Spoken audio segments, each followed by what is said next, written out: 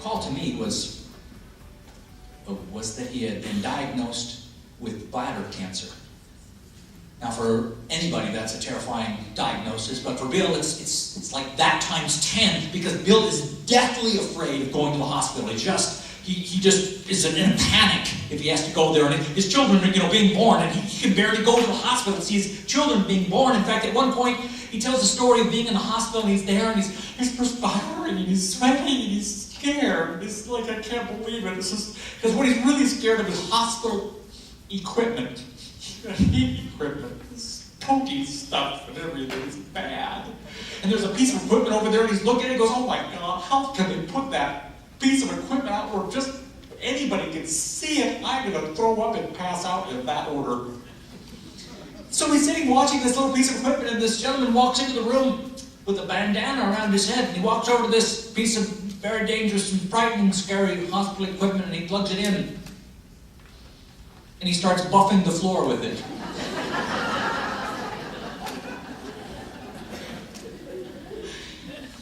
But that's the point. The reality of a thing is not the think of a thing. The reality of a thing is the feel of a thing.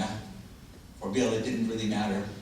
So his doctor understood this absolute phobia Bill had of going to the hospital, and that he was going to have to be going quite often now. And so they prescribed Xanax for him. Bill said, chemotherapy, Xanax, good. In fact, he said the bad thing was that his family gave him an iPod with 50s tunes on it. And so he would take his Xanax and he would go in, and they had to put him in a separate room for his chemotherapy because he liked to sing along with his 50s tunes. But his doctor knew that's the most and best important thing that he could do, is he's got to feed his emotions. Got to feed his emotions to help his body heal itself. I knew how important that was to him, and I also knew how the community, they cared so much for him, so I thought, I gotta make fun of this, I gotta help him laugh, because Bill absolutely loved to laugh. Every day, it was maybe the highest priority in every single day. And even through the entire duration of his chemotherapy, that was his focus in every conversation he had. So I had his Letterman jacket made up, and I put the Xanax logo on it. I like it. There we go, yeah. Now, I thought, well, that's a fun idea, but most people would just leave it there. Bill did not leave it there. Bill had that picture made into business cards with that statement on the bottom, a proud sponsor of Xanax therapy. Hey, people, oh, that's just a silly, dumb thing to do. But think about this. What was happening is people were coming into the credit union. They care for Bill. They want to try to do something nice, and so they want to commiserate. Bill, I'm so sorry. Right? But is that feeding his positive emotions, or is that right? So Bill said, I gotta change. I gotta take control of how I feel about what's going on, just like you do.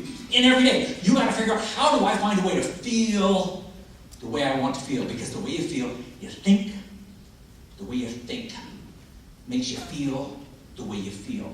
Bill said, I gotta take control of that. So he had the business cards made up, so people would come up to commiserate with him, and instead he'd go like, what? Look at that card right there. And so then what would they begin to talk about?